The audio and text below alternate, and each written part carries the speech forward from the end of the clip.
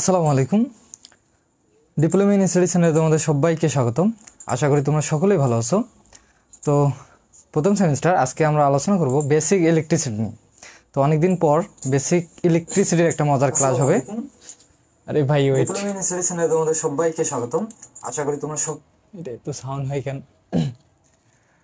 তো basic electricity আজকে আমরা আলোচনা করব তৃতীয় অধ্যায়, ক্যাপাসিটর এবং ইন্ডাক্টর।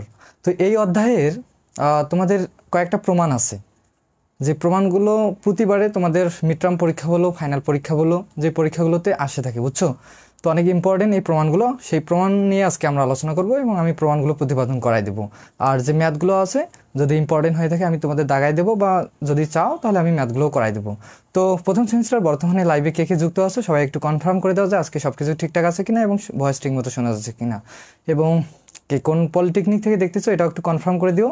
আর কে কেমন আছো এটাও একটু জানাও, বুঝছো। তো খুব দ্রুত আমরা শুরু করে দেবো। তোমরা একটু কষ্ট করে আমাদের যে প্রাইভেট গ্রুপগুলো আছে সেগুলোতে একটু শেয়ার করে দাও, এবং নিজস্ব পলিটেকনিক গ্রুপগুলোতে একটু শেয়ার করে দাও, বুঝছো। তো সবাই যুক্ত হয়ে গেলে ক্লাসটা শুরু করবো। জাস্ট 30 সেকেন্ড তোমাদের সময় দিলাম আর কি। আর আজকের ক্লাসটা মূলত ফ্রিতেই, আমাদের যে অফিসিয়াল ফেসবুক পেজটা আছে ডিপ্লোমা ইন স্টাডি সেন্টার, সেখানে আমি ফ্রিতেই করাচ্ছি, বুঝছো। তো নেক্সট ক্লাসগুলো কিন্তু আমাদের প্রাইভেট গ্রুপেই হবে, কেননা যারা কোর্স কিনছে, তো যদি ফ্রিতেই দেই তারা আবার মন খারাপ করে, বুঝছো নাই। তো অনেকে কোর্স কিনছে, পেড কোর্স। তো আমরা আগামীতে প্রাইভেট গ্রুপেই ক্লাসগুলো নিব আর কি। আর আমরা প্রাইভেট গ্রুপেই মূলত ক্লাসগুলো নিয়ে থাকি। বর্তমানে ফ্রিতে পাচ্ছ, যারা আছো সবাই একটু শেয়ার করে দাও, সবাই যুক্ত হয়ে যাক। আর যদি কেউ পেইড কোর্স নিতে চাও প্রথম সেমিস্টারে, তাহলে আমাদের নাম্বারে যোগাযোগ করবো। ওখানে নাম্বার দেওয়া আছে, বা এখানেও নাম্বারটা দেওয়া আছে, এখান থেকে যোগাযোগ করে আমাদের সাথে বা আমার সাথে কথা বলে তোমরা পেইড কোর্সটা নিতে পারবা। তো বিস্তারিত নাম্বারে কল করলেই, সরাসরি আমার সাথে কথা বললেই তোমরা জানতে পারবা আর কি আমাদের কোর্স সম্পর্কে আর কি, বুঝছো। কত টাকা, বর্তমান কত ডিসকাউন্ট, বা কী কী থাকছে আমাদের কোর্সে, সবগুলো ডিটেলসে আমার সাথে কথা বলে তারপর কোর্সটা তোমরা ইনরোল করতে পারবা এই নাম্বারে। নেক্সট ডে থেকে তোমাদের রেগুলার আমি চেষ্টা করবো যে রেগুলার ক্লাসগুলো নেওয়ার এবং রুটিন অনুযায়ী ক্লাসগুলো নেওয়ার। কিন্তু এমন পর্যায়ে আছে যে রোজা থাকতে হয়, আবার সারাদিনে অফলাইন ব্যাচ, তাদেরকে ক্লাস নিতে হয়, দেন আবার রাতে আসে নামাজ কালাম, তার মধ্যে আবার লাইভ ক্লাস নিতে হয়, আবার থার্ড সেমিস্টারের কিছু পেইড কোর্স আছে তাদের ক্লাস নিতে হয়। তো এই কারণেই তোমাদের রেগুলার আর কি হচ্ছে না ইদানিং, বুঝছো। কিন্তু আমি যথাযথ চেষ্টা করব তোমাদের রুটিন একটা দিয়ে, রুটিন অনুযায়ী তোমাদের ক্লাসগুলো নেওয়ার। আচ্ছা, যাই হোক, গল্প অনেক হবে পরবর্তীতে। তো এখন আমরা আলোচনা করব বেসিক ইলেকট্রিসিটি তৃতীয় অধ্যায়, ক্যাপাসিটর। দেখবা যে 3টা প্রমাণ আছে এই অধ্যায়, বুঝছো, 3টা প্রতিবেদন আছে। আচ্ছা, এই 3টা প্রতিবেদন থেকে তোমাদের যেটা খুবই গুরুত্বপূর্ণ সেটা হচ্ছে ক্যাপাসিটরের সঞ্চিত শক্তি W হচ্ছে হাফ CV², বুঝছো। অনেক ইম্পর্টেন্ট একটা প্রমাণ, যে প্রমাণটা তোমাদের মানে প্রতিবারে কি বলবো, প্রত্যেকটা পরীক্ষার ক্ষেত্রেই দেয়, বুঝছো, প্রত্যেকটা পরীক্ষায় দিয়ে থাকে। আচ্ছা, এগুলো একটু ম্যাথমেটিক্স না, এগুলো মিশাই দেয়, এগুলো তো কালকের। আচ্ছা, একটু মিশাই। আচ্ছা, দেখো তাহলে এই অধ্যায় কি আছে, যে ক্যাপাসিটর সম্পর্কে আর কি। তাহলে কেউ একজন বলতে, আরে এখানে তো আর কীভাবে বলবা তোমরা, ক্যাপাসিটর কাকে বলে? দেখো, ক্যাপাসিটর বৈশিষ্ট্য কি? ক্যাপাসিটরকে সংক্ষেপে বলা হয় কি, ধারকত্ব, মানে চার্জ সঞ্চয় করে রাখা। ক্যাপাসিটরের ধর্মই কি, চার্জ সঞ্চয় করে রাখা। তো ক্যাপাসিটর বলতে কি বোঝায়, যে দুটি সমান্তরাল কি প্লেট যদি একটি অপরিবাহী পদার্থ দ্বারা পৃথক করা থাকে, সেই পদার্থকে কি বলা হয়, ক্যাপাসিটর বলা হয়। এটা খুবই সিম্পল, তোমরা সংখ্যাগুলো পড়ছো। তো এই জিনিসগুলোই তোমাদের, যদিও খুব সহজ, এই জিনিসগুলোই তোমাদের 2 মার্কের জন্য আসে, বুঝছো, যে ক্যাপাসিটর কাকে বলে, ক্যাপাসিটরের ধর্ম কি, এগুলোই, বুঝছো। তো আমাদের যে প্রতিপাদনটা প্রথমে আমরা যেটা করব সেটা হচ্ছে 3টা ক্যাপাসিটর দেওয়া থাকবে, সিরিজ সার্কিটের ক্ষেত্রে সমতুল্য ক্যাপাসিটেন্স কত, এটা তোমাদের প্রতিপাদন করতে বলবে। তো আমি তোমাদের প্রশ্নটা একটু লিখে দিই, বুঝছো। লাইটটা কি মাথায় লাগতেছে আমার? আচ্ছা, আজকে কি সব কিছু দেখা যাচ্ছে ঠিকঠাক মতো? তো লাইটটা একটু সরাই দিই। হ্যাঁ, কালকের তুলনায় ঠিক আছে না? আচ্ছা, যাই হোক, তো আমরা এখন যেটা করব, আমি তোমাদের একটু লিখে দিই যে 3টা ক্যাপাসিটর দেওয়া থাকবে। আচ্ছা, আগে লিখে দিই প্রশ্ন যেটা আমাদের কি বল, হ্যাঁ, প্রশ্ন হচ্ছে কি, যে 3টি ক্যাপাসিটর সবাই বইয়ে মিলাই নিবা, বুঝছো, সবার বই আছে, সংক্ষিপ্ত এবং রচনাতে দেখবা একই প্রশ্ন, সংক্ষিপ্ত দিয়ে রাখছে এবং রচনাতেও দিয়ে রাখছে, বুঝছো। তো একটাই পড়লে তোমাদের সংক্ষিপ্ত হয়ে যাবে, রচনা হয়ে যাবে, খুবই ইজি, বুঝছো। ক্যাপাসিটর, তিনটি ক্যাপাসিটর যেমন কি কি থাকতে পারে, C1 ক্যাপাসিটর কি প্রতীকটা কি সি না, তাহলে C1, তারপর C2 এবং C3। আমার কাছে কিন্তু বইটা নাই, বুঝছো, আমি এমনিতেই করাচ্ছি, কারণ এগুলো খুবই সিম্পল জিনিস, এগুলো প্রতিবারে আসে, আমাদের বইও লাগে না এই জিনিসগুলো করাইতে, বুঝছো। তাহলে C1, C2 এবং C3, তিনটি ক্যাপাসিটর সিরিজ সার্কিটে, মানে সিরিজে সংযোগ করলে এর মোট ক্যাপাসিটেন্স বা সমতুল্য ক্যাপাসিটেন্স কত হবে, বুঝছো। এই তিনটি ক্যাপাসিটর সিরিজ সার্কিটে বা সিরিজে সংযোগ করলে মোট ক্যাপাসিটেন্স কত হবে, বা সমতুল্য ক্যাপাসিটেন্স বা মোট ক্যাপাসিটেন্স একই কথা, মোট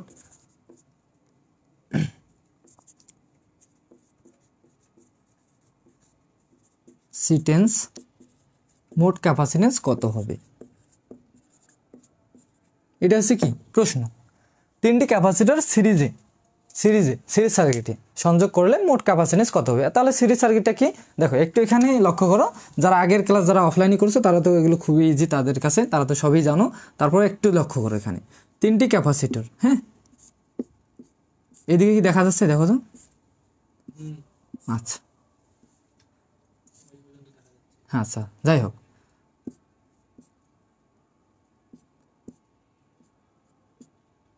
আচ্ছা দেখো এখানে একটা কি দিলাম, লোড দিলাম বা সংযোগ দিলাম, ভোল্টেজ দিলাম। তো এখান থেকে এই যে এইটা হচ্ছে মনে করো তোমার C1 ক্যাপাসিটর, এটা হচ্ছে C2 ক্যাপাসিটর, এটা কি C3 ক্যাপাসিটর। তো এই তিনটা ক্যাপাসিটরকে আমি কি করলাম, সিরিজে সংযোগ করলাম, সিরিজ সার্কিটে, বুঝছো। কারণ সিরিজ সার্কিট কীভাবে বুঝবা, জাস্ট দেখবা যে এখানে যেই প্রান্তে তুমি যে দুইটা প্রান্তে কি করবা, সংযোগ দিবা, ভোল্টেজ দিবা। তো এখান থেকে তোমাদের এই দিকে আসলে ক্যাপাসিটরগুলোতে কি প্রবাহিত হবে বলো তো। অবশ্যই বলবো যে ভাইয়া ক্যাপাসিটরের ধর্ম হচ্ছে কি, চার্জ সঞ্চয় করে রাখা। তাহলে ভোল্টেজ দিলা, তাহলে কি যাবে ওইদিকে, চার্জ যাবে। তাহলে এইদিকে কি আসবে বলো তো, চার্জ প্রবাহিত হবে এইদিকে। তো এই যে পথগুলোতে এখানে কোনো বাধা টাধা কিচ্ছু নাই, জাস্ট কি কিচ্ছু নেই, একদম সোজা সাপটা একটা তার মনে করা আছে। তো যখনই ভোল্টেজ দেবা এইদিকে কি প্রবাহিত হবে, চার্জ প্রবাহিত হবে। চার্জগুলো গিয়ে এই যে ক্যাপাসিটর অন, এই ক্যাপাসিটর অনটা আগে কি হবে, চার্জ দিতে হবে। ফুল চার্জ হওয়ার পর দেন যখন ফুল চার্জ হবে তারপর এটাতে যাবে, এটা যখন ফুল চার্জ হবে তারপর কি এটাতে যাবে। তো এখানে একটু লক্ষ্য করো, এখানে দেখো তো এখানে যে ভোল্টেজ দিছো এখান দিয়ে যে চার্জগুলো যাচ্ছে, এখানে পথ কয়টা আছে বলো যে ভাইয়া, পথ তো একটা, এখানে একটা পথ, এইটা চার্জ হওয়ার পর তারপর এই দিকে আসে, এইটা চার্জ হবে, তারপর এই দিকে, তার মানে এখানে কি চার্জ প্রবাহিত হওয়ার পথ হচ্ছে একটা। যখনই দেখবা যে চার্জ প্রবাহিত হওয়ার পথ একটা, তখনই ভাববা যে এই সার্কিটটা কি সিরিজ সার্কিট। মনে থাকবে, আশা করি মনে থাকবে। তাহলে সিরিজ সার্কিট আমরা চিনবো এইভাবে, জাস্ট, বুঝছো। আচ্ছা, তাহলে এখান থেকে চার্জ প্রবাহিত হওয়ার পর এখানে যে ভোল্টেজটা আসলে হবে, ভোল্টেজের যে পার্থক্যটা হবে, ভোল্টেজ ড্রপটা হবে, এখানে যে ভোল্টেজ ড্রপটা হবে V1, আর এখানে কি ভোল্টেজ ড্রপটা হবে কি V2। ভোল্টেজের অবশ্যই পার্থক্য হবে, বুঝছো। আর এখানে হবে কি ভোল্টেজটাও কি হবে, V3। তাহলে এখান থেকে ভোল্টেজের পার্থক্যটা হবে কত, V1, আর এখান থেকে ভোল্টেজের পার্থক্য হবে V2, এখান থেকে হচ্ছে V3। আচ্ছা, তো সিরিজ সার্কিটের ক্ষেত্রে তোমরা যারা সিরিজ সার্কিটের বৈশিষ্ট্যগুলো পড়ছো, তো সেখানে একটু লক্ষ্য করে দেখবা, যাদের কাছে এখন বই আছে তারা একটু বাইর করে কষ্ট করে দেখো যে সিরিজ সার্কিটের ক্ষেত্রে প্রত্যেকটা শাখার ভোল্টেজের যোগফল মোট ভোল্টেজের সমান। সিরিজ সার্কিটের ক্ষেত্রে বৈশিষ্ট্যগুলো একটু লক্ষ্য করবা, প্রত্যেকটা শাখার, এখানে V1, V2, V3 প্রত্যেকটা শাখা, এগুলো একটা কি, এগুলো এক একটা কিন্তু শাখা। তো প্রত্যেকটা শাখার ভোল্টেজের যোগফল মোট ভোল্টেজের সমান। যাদের কাছে বই আছে তারা একটু দেখো, বুঝছো। তো প্রত্যেকটা শাখার, যেমন V1 plus V2 plus V3, প্রত্যেকটা শাখার ভোল্টেজের যোগফল মোট ভোল্টেজের সমান। তাহলে মোট ভোল্টেজটা কি ভাইয়া, মোট ভোল্টেজ হচ্ছে V। মোট ভোল্টেজটা কি এখানে V। যদিও এখানে আমরা যেহেতু ভোল্টেজের কোনো মানটা নাই, এই জন্য আমরা এখানে কি বসাইছি, V বসাই, ভোল্টেজটা ডিরেক্ট V বসাই। ভোল্টেজ একক কি, প্রতীকটা কি ভি না, তো সেই ভিটা বসাইছি। এখানে কি থাকবে, তোমাদের যখন ম্যাথ থাকবে তখন ভির জায়গায় যে কোনো মান থাকতে হবে, ভোল্টেজের যে কোনো 10 ভোল্ট, 220 ভোল্ট, 400 ভোল্ট, 1200 ভোল্ট, এই ভির জায়গায় আদার্স কিছু মান থাকবে। তখন বুঝছো, তখন এখানেও কি হবে, ভোল্টেজের পার্থক্যগুলো হবে, এখানে আদার্স মান থাকবে, বুঝছো। জাস্ট এখন যেহেতু কোনো মান নাই, জাস্ট কি লিখছি আমরা ভি। তাহলে প্রত্যেকটা শাখার ভোল্টেজের যোগফল হবে কি মোট ভোল্টেজের সমান। এটা জাস্ট মাথায় রাখবা, বৈশিষ্ট্যগুলো পড়বা তাহলেই হয়ে যাবে। তোমাদের বৈশিষ্ট্যগুলো আসে 3 মার্কের জন্য, যে সিরিজ সার্কিটের বৈশিষ্ট্যগুলো লেখো, বুঝছো, বা সিরিজ সার্কিট প্যারালাল সার্কিটের মধ্যে বৈশিষ্ট্যের পার্থক্যগুলো লেখো। এগুলো কিন্তু সংক্ষিপ্ততে আসে, বুঝছো। আমাদের যারা সাজেশনগুলো নিচ্ছ তারা দেখবা সুন্দর করে দেওয়া আছে, বুঝছো। আর আমাদের সাজেশনে পিডিএফও আছে, যারা আমাদের কাছে পড়ে তারা সব কিছু নিতে পারে আর কি। আর যারা পড়ে না তারা কি জানবে আমাদের বিষয়ে। দেখো, তাহলে আমরা জানলাম কি প্রত্যেকটা শাখার ভোল্টেজের যোগফল মোট ভোল্টেজের সমান, কিন্তু এখান থেকে দিয়ে যেহেতু চার্জ প্রবাহিত হওয়ার পদ হচ্ছে একটা, পদ কয়টা? একটা।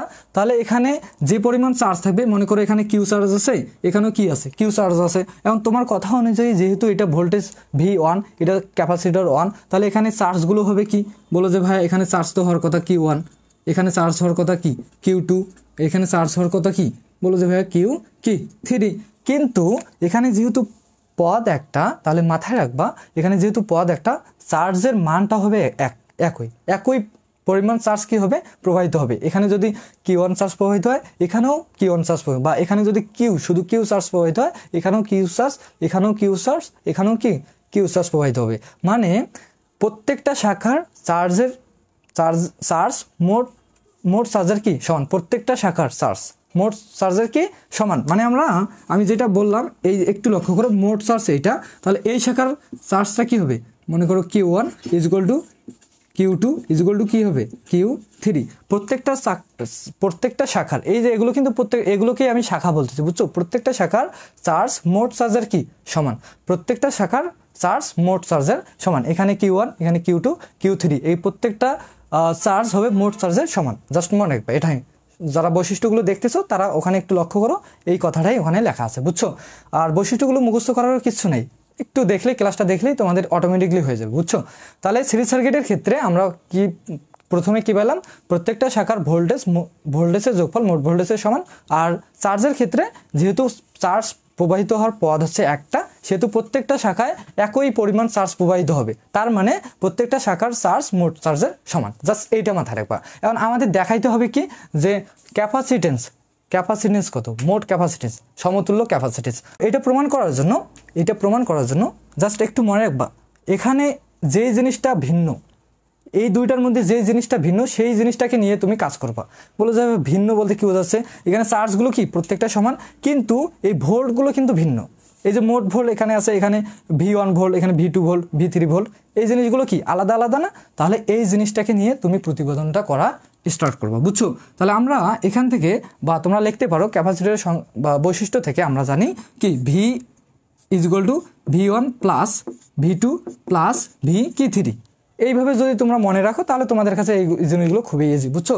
এইভাবে মনে রাখলেই তোমাদের কাছে এই জিনিসগুলো খুবই ইজি। আর যদি তোমরা জাস্ট হুবহু মুখস্থ করো, যে ভাইয়া যেভাবে করালো ওভাবে, ভাইয়ার নোটে যেভাবে আছে সেভাবে পড়ি আর লেখি, তাহলে কখনোই কিন্তু মনে রাখতে পারো, পরীক্ষার খাতায় দেখবা যে ভুল করে ফেলছো। আর এই জিনিসগুলো তোমাদের 4 বছর মনে রাখতে হবে। 4 বছর পর যখন ডিপ্লোমা শেষ হবে, দেন তোমরা অ্যাডমিশনে যাবা, যেখানেই যাও, জিনিসগুলো তোমাদের কাজে লাগবে। এখন যদি মুখস্থ করো 4 বছর কেন, এই একদিনের মাথায় দেখবা যে ভুলে গেছো, বুঝছো। জাস্ট আমি যেভাবে পড়াচ্ছি বুঝে একটু মাথায় রাখার ট্রাই করবো, বুঝছো। আচ্ছা, তাহলে আমরা যে জিনিসটা ভিন্ন সেই জিনিসটা এখানে নিব, বুঝছো। আর প্যারালাল সার্কিটের ক্ষেত্রে একটু পরে দেখবো, প্যারালাল সার্কিটের ক্ষেত্রে যে জিনিসটা ভিন্ন হবে সেই জিনিসটাকে নিব, তখন ভিন্ন হবে কিন্তু আলাদা জিনিস, তখন ভোল্টটা হবে সমান। তো ওগুলো পরে আসতেছে, আগে এই জিনিসটা আগে আমরা প্রতিপাদন করে দেখাই। আচ্ছা, তো আমরা এর আগের অধ্যায়গুলোতে আমরা একটা সূত্র জানি না, বলতো কি? V = কি, বা হ্যাঁ আমরা কি জানি? কিউ = কি? CV। আমরা আগের অধ্যায় থেকে এই জিনিসটা জানি যে চার্জ, সি বলতে কি? ক্যাপাসিটর, আর ভি বলতে কি? ভোল্ট আর ক্যাপাসিটরের দুইটাকে গুণ করলে যা পাবা তাই হচ্ছে কি? মোট চার্জ।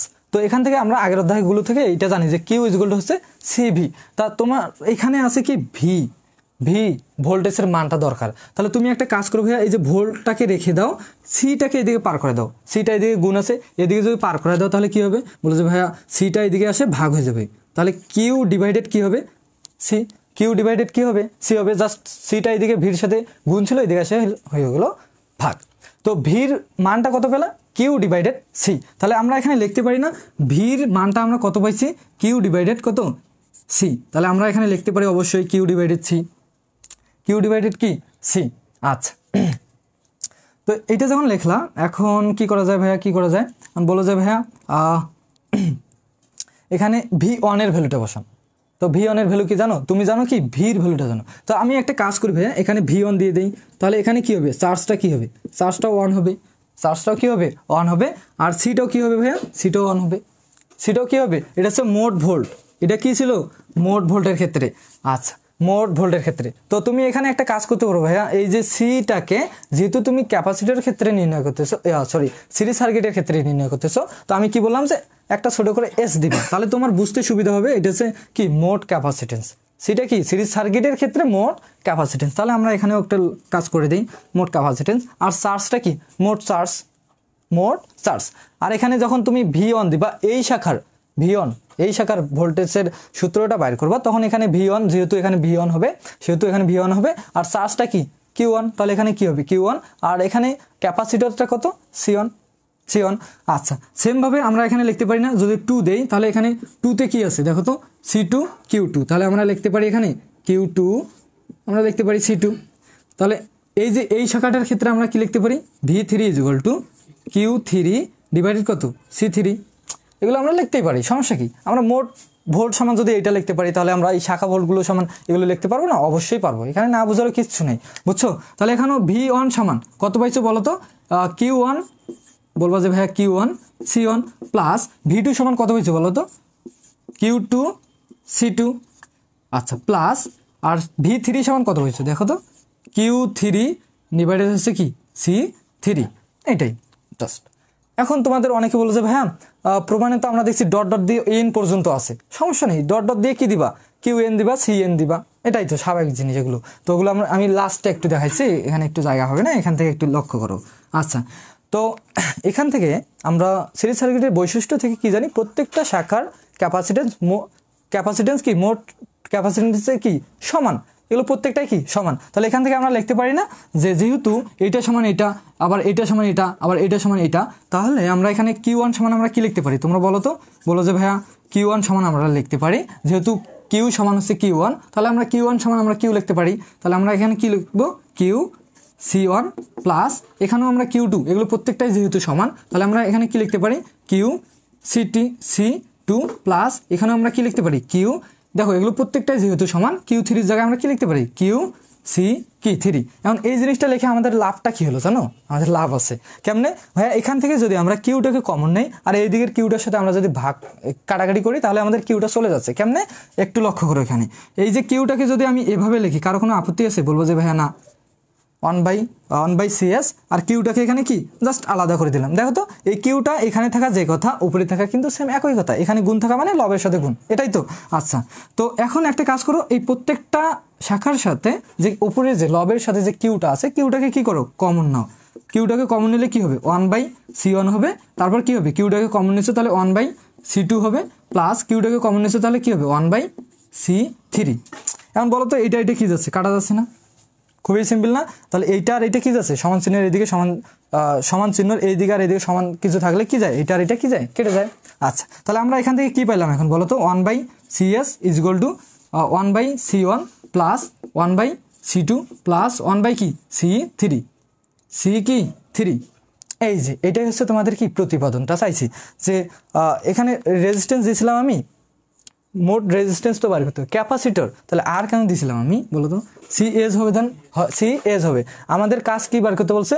মোট ক্যাপাসিটেন্স কত হবে এটা বার করতে বলছে। তাহলে আমি এখানে আর কেন দিয়েছিলাম? ওটা হচ্ছে রেজিস্টরের মোট রেজিস্ট্যান্স বা সমতুল্য রেজিস্ট্যান্স হলো 5ম অধ্যায়ে RS এর ভ্যালু বার করতে হবে, বুঝছো? তো যেহেতু আমাদের ক্যাপাসিটেন্সের প্রতীক কি বলো তো? সি না?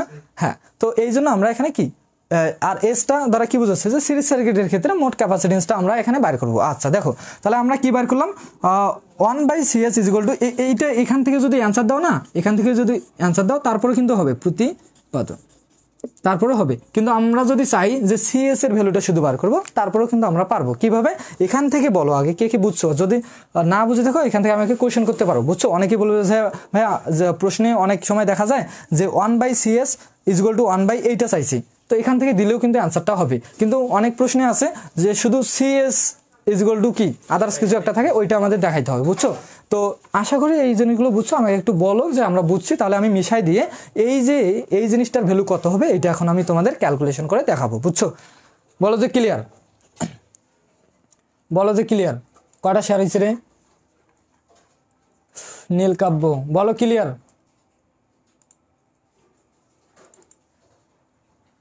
ওখানে ঢুকছো আমার আইডিতে? না ঢুকবো না।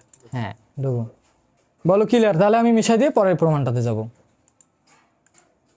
এত সুন্দর ক্লাসগুলো তোমাদের ফ্রিতে দিচ্ছি, গায়ে লাগতেছে না। ক্লিয়ার? হ্যাঁ। আর বাকিগুলো আর এই সাউন্ডটা, বাকিগুলো বক্সের লাইনটা খোলা দিতে লাগবে। আচ্ছা এগুলো কি লিখছি, প্রতিবেদন বানান। আচ্ছা দেখো এখান থেকে কিন্তু আনসার আমি মিশাই দিলাম, বুঝছো? তোমরা চাইলে স্ক্রিনশট দিয়ে নিতে পারো। আচ্ছা এখন অনেকে বলে যে ভাইয়া আরো অন্যভাবে বইয়ে থাকে, কিভাবে? যে ডট ডট দিয়ে প্লাস ডট ডট দিয়ে ইনফিনিটি পর্যন্ত থাকে, অসীম পর্যন্ত। তাহলে অসীম পর্যন্ত যখন দিবা, এখানে C3 পর্যন্ত আমরা করছি, জাস্ট 3টা ক্যাপাসিটরের ক্ষেত্রে এই জিনিসটা, এই সূত্রটা অ্যাপ্লাই করলে হয়ে যাবে। এখন যদি অসীম পর্যন্ত n পর্যন্ত থাকে, অসীম পর্যন্ত কিছু ক্যাপাসিটর থাকে, অসংখ্য ক্যাপাসিটর, তার ক্ষেত্রে কি হবে? তার ক্ষেত্রে ডট ডট দিয়ে কি দিবা? n দিবা এখানে, বুঝছো? তো এভাবেও কিন্তু তোমাদের বইয়ে থাকতে পারে যে এইভাবে দেখাও, তখন তুমি কি করবে? এইভাবে ডট ডট দিয়ে এই জিনিসটা দিবা, বুঝছো? এখন মিশাই দিলাম, এখন আমরা শুধু CS এর ভ্যালুটা বার করবে। দেখো এটা একটু মিশাই দিই, অনেক ইম্পর্টেন্ট একটা প্রতিপাদন করবো, W কি হাফ সিভি স্কোয়ার নাকি, এই জিনিসটা আমরা একটু পরে প্রমাণ করবো, বুঝছো? অনেক ইম্পর্টেন্ট একটা হাফ CV স্কোয়ার, এই জিনিসটা খুবই গুরুত্বপূর্ণ, বুঝছো? যাদের দরকার আছে তারা লাইভে থাকো। এই প্রমাণটা করলাম, আর একটা হয়তো প্রমাণ আছে, তারপরেই আমরা ওই জিনিসটা করবো। আচ্ছা দেখো, তাহলে এখান থেকে একটু লক্ষ্য করো, আমাদের এই 3টা জিনিস লসাগু যাচ্ছে না, আমরা এই জিনিসটা এখন দেখাবো। এই যে এই লাইনটা আমি উপরে লিখতেছি, দেখো তো 1 কি আছে CS ইজ ইকুয়াল টু এই তিনটা ক্যাপাসিটর কি করো? লসাগু যাচ্ছে এখানে, যেহেতু ভগ্নাংশতে প্লাস মাইনাস আকারে আছে, প্লাস আকারে আছে, তাহলে এই 3টে লসাগু হলে কি হবে? C1 হবে, C2 হবে, কি হবে? C3 হবে। এবার এই C1 C2 C3 দিয়ে যদি এই C1 কে ভাগ করো, তাহলে কি থাকবে বলো তো? C1টা কাটা যাবে, থাকবে কি? C2 আর C3। এই C2 আর C3 আবার 1 এর সাথে যদি গুণ করো, তাহলে কি থাকবে বলো তো? C2 C কি 3, C2 কি C3, তারপর প্লাস দিয়ে দাও। আচ্ছা তারপর এই জিনিস দিয়া এই যে যেটা পাইলা লসাগু করে, এইটা দিয়ে কি করো? এইটাকে ভাগ করো, তাহলে যেটা সেম সেটা কাটা যাবে, তাহলে কাটা যাবে কে? C2, আর এই C2 কাটা যাবে, থাকবে কি? C1 আর C3। তাহলে আমরা এখানে লিখতে পারি না C1 C3, কারণ এই জিনিসটা 1 এর সাথে যদি গুণ করো ওটাই পাবা লসাগু। এগুলো জানো ভাই, এগুলো আমরি তেমন কঠিন কিচ্ছু না, জাস্ট তোমরা নিজেরাই এগুলো করতে পারবা, বুঝছো? তারপর আমি করাই দিচ্ছি। আচ্ছা দেখো এখন এখানে কি আছে? এই যে প্লাসটা দিয়ে দিবা। এখন C3 সাথে যদি ভাগ করো, তাহলে C3টা কাটা যাবে, থাকবে কি? C1 C2 যদি 1 এর সাথে গুণ করো, তাহলে কি পাবা? এখানে C1 C2, এটা পাবা। এখান থেকে একটা কিন্তু অ্যান্সার, এখান থেকে কি এই যে এখান থেকে একটা অ্যান্সার, এখান থেকে কি একটা অ্যান্সার, বুঝছো? এবার আসো এই যে এই অ্যান্সারটা বার করবো কেমনে? এখন দেখো এই যে এখানে 1/CS আছে, এই জিনিসটাকে উল্টায় দাও। এই যে x/y আছে, এই জিনিসটাকে যদি আমি উল্টাই দিই, তাহলে কি হবে? y/x, এরকম হওয়ার কথা না? তো সেম ভাবে এখানে দেখো 1/CS আছে, এই জিনিসটাকে যদি আমি উল্টাই দিই, তাহলে কি হবে? CS/1 হবে। সেম ভাবে একদিকে উল্টাইলে তো হবে না, একদিকে উল্টাইলে হবে, তাহলে উভয় দিকে উল্টাইতে হবে। সমান চিহ্ন এইদিকে যা করবা ওই দিকেও তোমাকে সেম কাহিনীটাই করতে হবে। তাহলে এই জিনিসটা উপরে নিয়ে যাও, C1 C2 C3, আর উপরের জিনিসটা নিচে নিয়ে আসো, তাহলে কি হবে? C2 C3 plus C1 C3 plus C1 কি C2, এটাও কি? এটাও একটা কিন্তু অ্যান্সার। এবার বলো যে ভাইয়া এখানে তো আপনি বললেন যে CS এর প্রমাণ দেখাবেন, আপনি এখানে কি করলেন? CS/1, তো নিচে 1 থাকা যে কথা, না থাকা কিন্তু সেম একই কথা। তাহলে বোকার মতো কাজ না করে তুমি একটা কাজ করো, এখানে যে CS দিয়ে দাও, তাহলে CS ইজ ইকুয়াল টু কত? C1 C2 C3 divided C2 C3 plus C1 C3 plus C1 C2। এটাই হচ্ছে কি? এই 3টাই হচ্ছে তোমাদের অ্যান্সার। প্রশ্নে যেভাবে চাবে, যদি এভাবে চাই এভাবে দিবা, সব কিছুতেই দেখাই দিলাম। এভাবে চাইলে এভাবে দিবা, এভাবে চাইলে এভাবে দিবা, শেষ ঝামেলা। আর ম্যাথগুলো এই সূত্রগুলো দিয়েই তোমাদের ম্যাথ আছে, যেগুলো 8 মার্কের জন্য আসে, বুঝছো? তো নেক্সট ক্লাসে বা এই ক্লাসে যদি পারি, তোমাদের এই যে ক্যাপাসিটরের যে সূত্রগুলো আছে, এই সূত্রগুলো দিয়ে যদি যে ম্যাথগুলো আছে সেই ম্যাথগুলো করাই দেবো। আশা করি এই জিনিসটা বুঝতো। সবাই বলো যে ক্লিয়ার, সবাই বলো ক্লিয়ার। নেক্সটে যাবো এখন। আচ্ছা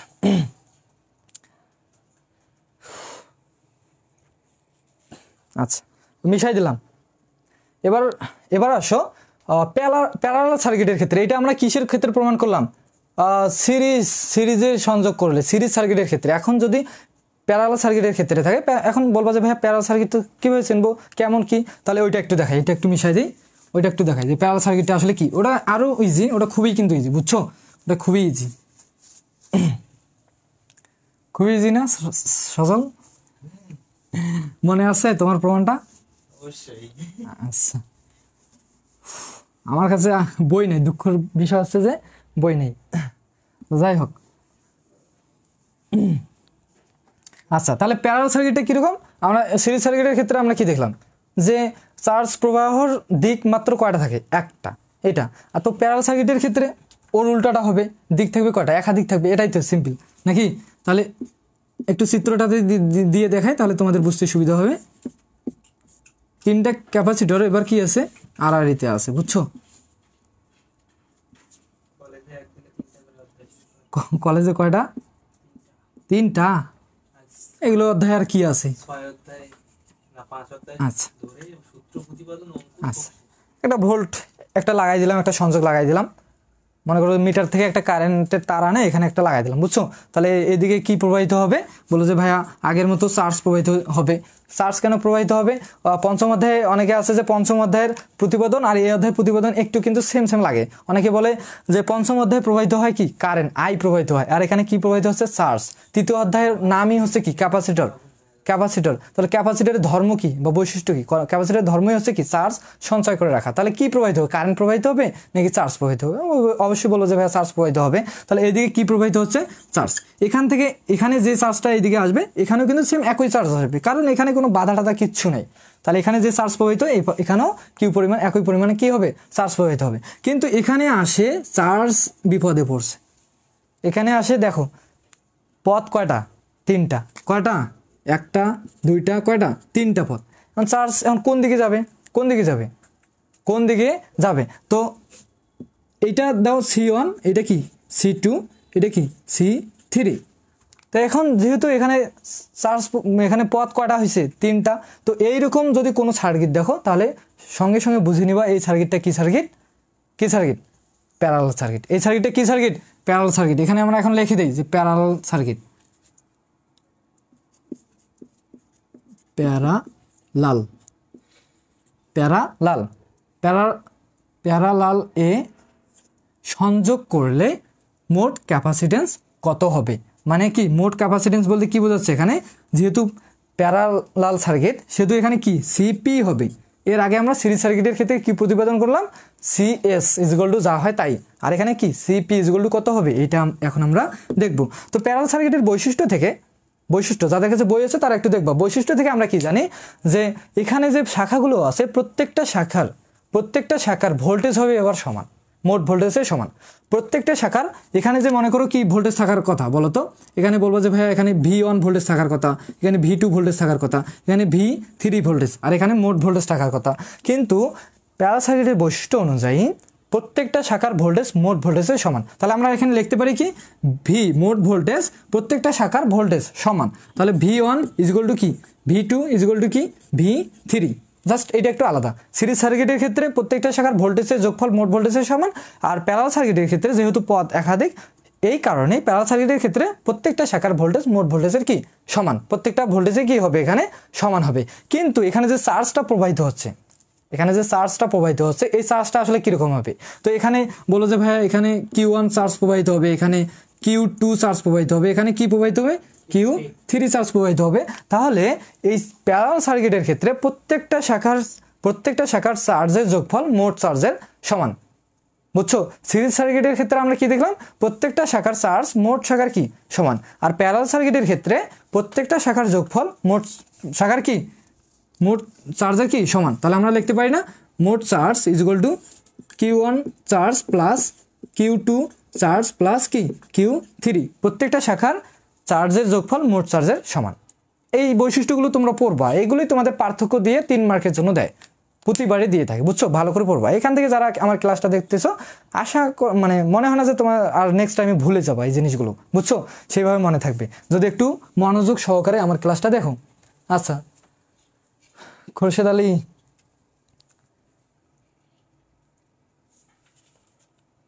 আচ্ছা যাই হোক, অনেকেই অনেক কমেন্ট করতেছো, ওগুলো দেখার টাইম নেই এখন, তাড়াতাড়ি ক্লাসটা শেষ করাই দেবো। আচ্ছা দেখো, তো এখন সিরিজ সার্কিটের ক্ষেত্রে আমি একটা কথা তোমাদের কি বললাম, যেই জিনিসটা ভিন্ন সেই জিনিসটাকে নিয়ে আমরা কাজ করব, সেই জিনিসটাকে নিয়ে আমরা প্রতিপাদন শুরু করব। সিপি ইজ ইকুয়াল টু কি হট, এই জিনিসটা আমরা বাইর করবো, বুঝছো? তাহলে যেই জিনিসটা ভিন্ন, এই দুইটার মধ্যে ভিন্ন কোনটা কোনটা বলো তো? বলো যে ভাইয়া এখানে প্রত্যেকটা শাখার ভোল্টেজ তো সমান, তো এটা বাদ।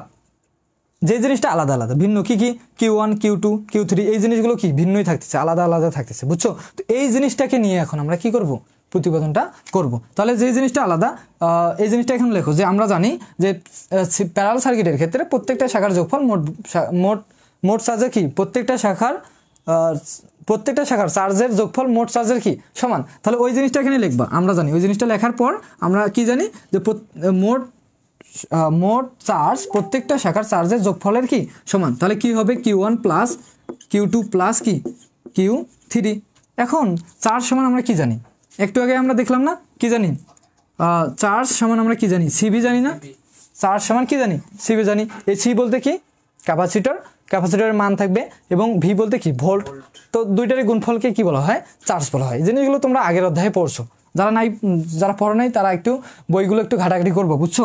শুধু না পড়ে পরীক্ষা দিবা আর প্রতিবেদন করাচ্ছি আমি 100% কমন দিচ্ছি, এই জিনিসগুলো দিয়ে পাস করবা, তাহলে কিন্তু হবে না, লাইফে ভালো কিছু করতেও পারবে না। জিনিসগুলো অবশ্যই সবগুলো জিনিস নিয়ে, যদি কোনো কনফিউশন থাকে সবগুলো জিনিস নিয়ে তোমরা বই ঘাটাঘাটি করবা। আর দরকার হয় আমি তো আছি, যারা অফলাইনে পড়ো তারা আমাকে কোশ্চেন করবা, আর যারা অনলাইনে পড়ো তারা ডিপ্লোমা ইন স্টাডি সেন্টারের যে ফেসবুক পেজটা আছে সেখানে কমেন্ট করবা বা মেসেজ করবা, সেখান থেকে জানতে পারবা। বা আমার সাথে যদি সরাসরি কথা বলে সব কিছু সলভ করতে চাও তাহলে এই নাম্বারে ফোন দিবা। তোমাদের কাছে পদ আছে, বুঝছো? তোমাদের সুযোগ আছে, জিনিসগুলো এখন তোমাদেরকে বুঝতে হবে, আসলে তোমাদের ভালো তোমরাই বুঝবা, বুঝছো? আচ্ছা দেখো, তাহলে যেহেতু আমরা চার্জ ইজ ইকুয়াল টু কি জানি সিবি, তাহলে এখানে আমরা বসাইতে পারি না চার্জ ইজ ইকুয়াল টু কি বসাইতে পারি, বলো যে ভাই সিবি। আচ্ছা, তাহলে এই যে Q1 সমান আমরা এখানে লিখতে পারি না যে Q1 ইজ ইকুয়াল টু কি হবে, C1 V1, এটা তো হওয়ার কথা। তাহলে Q2 সমান কি হবে, C2 কি হবে V2, আর Q3 সমান কি হবে, C3 V3 হবে, এটাই তো হওয়ার কথা নাকি? আচ্ছা, তাহলে এখানে আমরা বসাইতে পারি না Q1 সমান কি বলো তো, C1 V1 প্লাস, আর Q2 সমান কি C2 V2 প্লাস Q3 সমান কি C3 V3।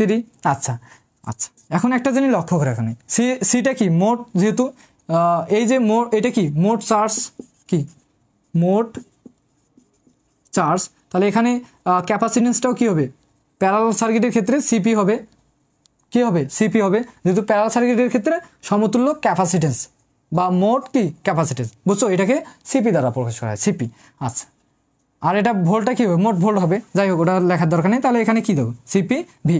আচ্ছা, তাহলে এটা জিনিসটা এখানে ঠিক রাখো, সিপি সি ভি।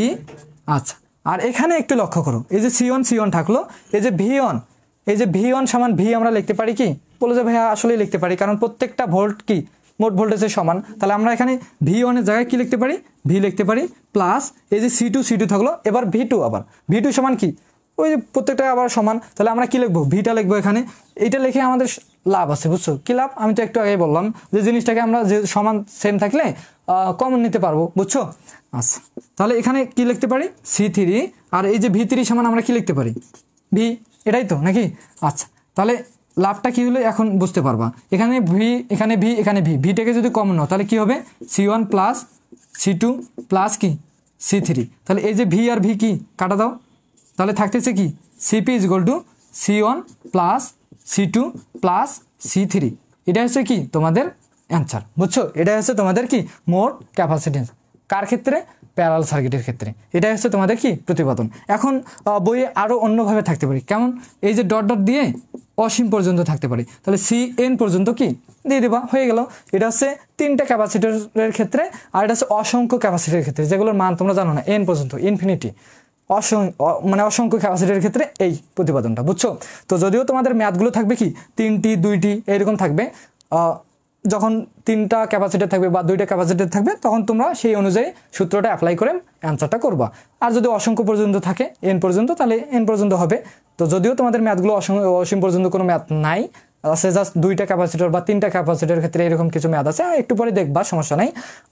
জাস্ট প্রতিপাদনটা চায় যে ডট প্লাস N পর্যন্ত। অনেকে স্টুডেন্ট আছে বুঝতে পারে না, বুঝছো? এখানে আমারই তেমন বোঝারও কিচ্ছু নেই, এই জিনিসটা লিখে দিলেই তোমাদের কি অ্যান্সার, এটা হচ্ছে অ্যান্সার। তো আশা করি জিনিসগুলো বুঝছো, আর যদি বুঝতে অসুবিধা হয় আমাকে কমেন্ট করে বলতে পারো, বলো যে ক্লিয়ার। আমরা নেক্সটে চলে যাব। এখন ইম্পর্টেন্ট জিনিসটাই এখন আমরা করব, বুঝছো? W is equal to half CB square. W is equal to কি? Half CB square. মিড সিলেবাসের ম্যাথ 1 এক্সাম, প্রথম পুরস্কার 30টি কলম, দ্বিতীয় পুরস্কার 20টি কলম, তৃতীয় পুরস্কার 15টি কলম, চতুর্থ পুরস্কার 10টি কলম, পঞ্চম পুরস্কার 5টি কলম। এক্সাম না দিলে 200 টাকা জরিমানা। এটা কোথায় বলছে রে? টেক্সটাইলে নাকি? ভাইয়া ক্লাসটা ডিলিট হয়ে গেছে নাকি? কোন ক্লাস রে? লিঙ্কের হয়তো সমস্যা। হ্যাঁ, ক্লিয়ার। অনেকেই বলছে ক্লিয়ার। শাকিল ইসলাম নাহিদ ক্লিয়ার, ডান। মুস্তাকিম হোসেন, কোন মুস্তাকিম? আমাদের মুস্তাকিম তো না। আচ্ছা, যাই হোক, ধন্যবাদ কমেন্ট করার জন্য। আচ্ছা, সবারই ক্লিয়ার। আচ্ছা, এখন নেক্সটে আসো। এই 3 অধ্যায় থেকে তোমাদের যেটা মোস্ট ইম্পর্টেন্ট সেটা হচ্ছে কি? W is equal to half CB square, বা বাংলায় লেখা থাকতে পারে কি রে, ক্যাপাসিটেন্স, সমতুল্য ক্যাপাসিটেন্স বা ক্যাপাসিটরের সঞ্চিত শক্তি, এটা লেখা থাকতে পারে, বুঝছো? ক্যাপাসিটরের সঞ্চিত শক্তি। তো এগুলো একটু মিশাই দিই। আচ্ছা, এখন এগুলো লাগতেছে না, এই প্রমাণটা করেই আমরা শেষ করে দেবো। যদি বলো যে ভাইয়া এই ক্যাপাসিটরের যে 3 অধ্যায় থেকে যে ম্যাথগুলো আছে সেই ম্যাথগুলো করাই দেন, তাহলে আমি করাই দেবো, সমস্যা নেই। তোমাদের রেসপন্সের উপর আমার ক্লাসটা এগোবে, বুঝছো? নাহলে আমার কি দরকার? ফ্রি এত সুন্দর একটা ক্লাস দিচ্ছি, যারা পেড কোর্স নিচ্ছে টাকা দিয়ে, তারাও বলতেছে ভাই আপনি ফ্রি দিচ্ছেন কেন? বুঝো নাই? তোমাদের ভালোর জন্য আমি ক্লাসগুলো কিন্তু দেই মাঝে মাঝে ফ্রিতে। অধিকাংশ ক্লাসে আমাদের প্রাইভেট গ্রুপে হয়, বুঝছো? অধিকাংশ ক্লাসে। আচ্ছা, তো আমাদের এখন প্রতিপাদন করব কি, যে ক্যাপাসিটরের সঞ্চিত শক্তি, ক্যাপাসিটরের সঞ্চিত শক্তি।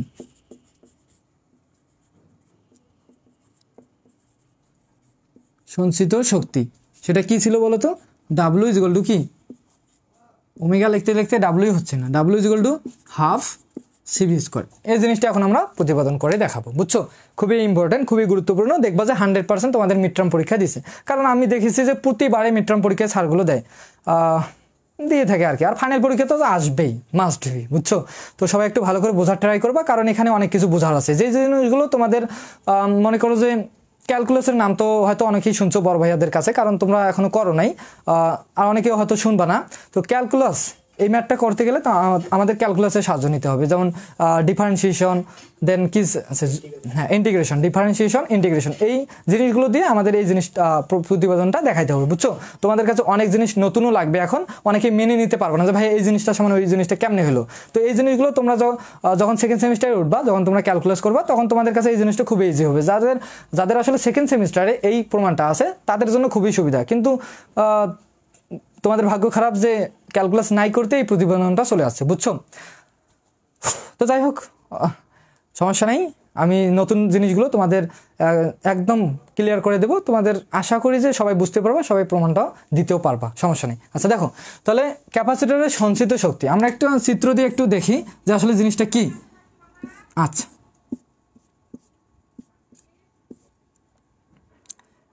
এটা হলো মনে করো কি একটা ক্যাপাসিটর, আর এখানে একটা ভোল্ট দিয়ে দিলাম। আচ্ছা, তো এই ক্যাপাসিটরের ধর্মটা আসলে কি? তুমি এখানে একটা সংযোগ দিয়ে দিলা, ক্যাপাসিটরের ধর্মটা কি? এখান থেকে কি যাবে? ভোল্ট নেবে, এখান থেকে আসলে কি যাবে? ক্যাপাসিটরের ধর্ম হচ্ছে কি? চার্জ যাবে। বলো যে ভাই এদিকে কি প্রবাহিত হবে? চার্জ প্রবাহিত হবে।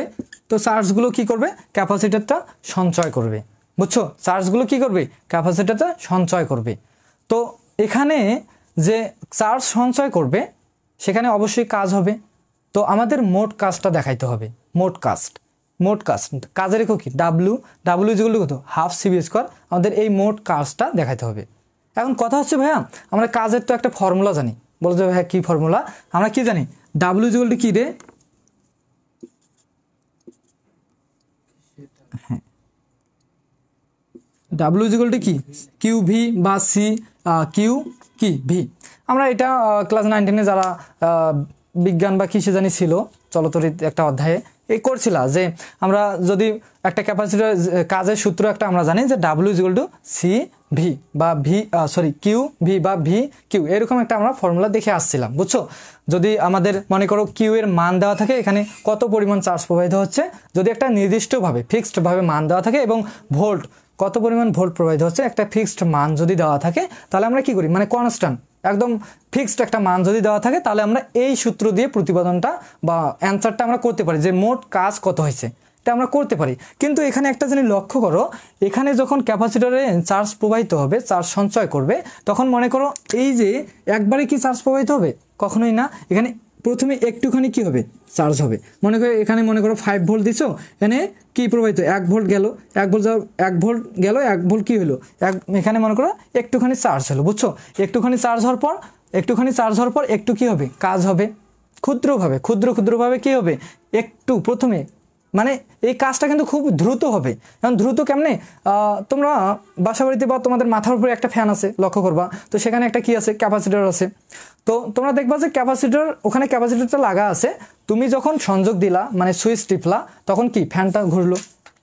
তাহলে তুমি সুইচ দেওয়ার সাথে সাথে কিন্তু ফ্যানটা ঘুরলো। কথা হচ্ছে ভাইয়া, ক্যাপাসিটরটা চার্জ কখন সঞ্চয় করলো, আবার ফ্যানটাকে কখন ঘুরাইলো। তাহলে ভাবো কত সেকেন্ডের মধ্যে কি করে ক্যাপাসিটরটা চার্জ সঞ্চয় করে। কিন্তু এই যে দ্রুত যে চার্জটা সঞ্চয় করতেছে, কিন্তু এখানে যে চার্জটা হবে সেটা হবে খুবই কি ক্ষুদ্রভাবে, একটু চার্জ হবে, একটু ভোল্ট যাবে, একটু চার্জ হবে, কি হবে, একটু চার্জ হবে, একটু কাজ হবে, দেন আবার একটু কি হবে, ওখানে থামবে, বুঝছো, ওখানে থামবে, তারপর আবার একটু চার্জ হবে, আবার একটু কি হবে, কাজ হবে। এইভাবে মোট ক্যাপাসিটরটা ধাপে ধাপে কি করবে, চার্জ হবে, ফুল চার্জ হবে, বুঝছো? তো এই জিনিসটা খুবই দ্রুত হবে, কিন্তু কাজটা হবে কি ধীরে ধীরে, ক্ষুদ্রভাবে কি হবে, কাজ হবে। তো এখান থেকে আমরা বুঝতে পারলাম যে আসলে এই যে চার্জগুলো যাচ্ছে, একটু চার্জ যাচ্ছে, একটু ভোল্ট যাচ্ছে, একটু কাজ হচ্ছে, তাহলে প্রত্যেকটা জিনিস চলমান। মানে নদীর যে পানির স্রোতগুলো আছে কি চলতেছে না, চলতেইছে। সেমভাবে এই জিনিসগুলো, এই যে চার্জ আর ভোল্ট, এই জিনিসগুলো এখানে কি প্রত্যেকটাই চলমান, প্রত্যেকটাই কি ভেরিয়েবল মান, চলমান। তো চলমান, যেহেতু চলমানের ক্ষেত্রে তুমি এই সূত্র দিয়ে কখনো তুমি অ্যান্সারটা করতে পারবা না, প্রযোজ্য নয় এই সূত্রটা। এই চলমানগুলো, এই ভেরিয়েবল মানগুলোর কারণে এই সূত্রটা কি হবে না, প্রযোজ্য হবে না। এখানে সাইড নোট হিসেবে লিখতে পারো, তাহলে আবারও বলতেছি, মাথায় রাখবা এই সূত্রটা তখনই প্রযোজ্য হবে যখন এর মানগুলো, চার্জ এবং ভোল্টের মান কি থাকবে, কনস্ট্যান্ট থাকবে, একদম একটা ফিক্সড মান দেওয়া থাকবে, তখন এই সূত্রটা প্রযোজ্য হবে। কিন্তু এখানে আমরা দেখতেছি একটু চার্জ হচ্ছে, একটু কাজ হচ্ছে, ক্ষুদ্র কি হচ্ছে, কাজ হচ্ছে। তো যেহেতু এই জিনিসগুলো প্রত্যেকটাই ভেরিয়েবল, চলমান মান, সেহেতু এই সূত্র কি হবে না, প্রযোজ্য হবে না। তাহলে আমরা ভাইয়া এই যে প্রতিপাদনটা কেমনে করব, আমরা এই চলমান জিনিসগুলোর মান আমরা কিভাবে বার করব। তাহলে এখন কি খেলা, রান্নাবান্না হয়েছে, একটু ওয়েট করো।